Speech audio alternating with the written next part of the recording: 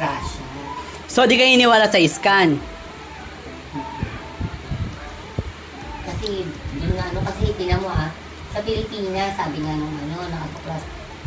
Na-scammer ba dito ng kapwa Pilipino? Di ba sa ibang bansa lang? Dito kasi magdala pa. Para ka na nakawan. Para pa ka udap eh.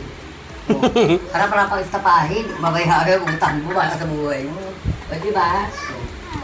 Talagang may uso iskan dito. O bakit daw sa Amerika hindi gawin yun? Bakit sa Philippines ginagawa nila?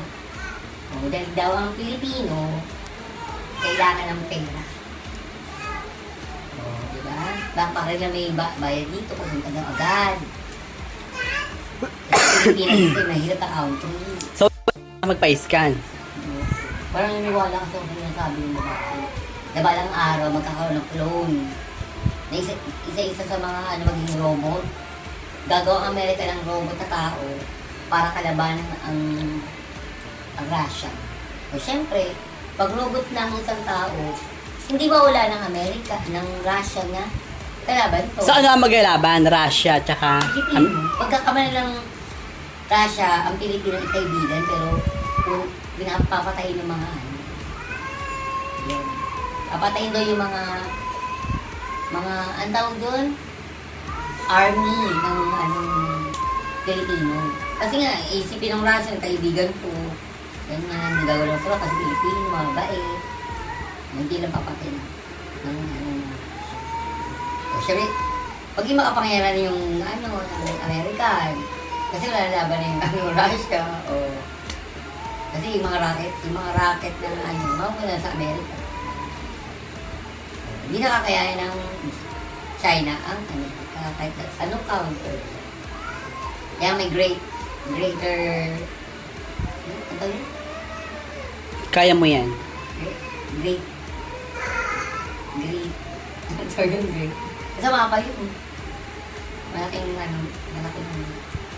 great. Gusto may great. Wala? Yun ang storya. Kaya magkataka ko bakit mata lang ang dadalhin mo, wala kang kasi ang mata pwede yung gawin niya, gagawang robot. Kasi ang Amerika nakatuklas doon ng mga ganyan. Sana all. Katulad niya, may pinapalabas sa TV.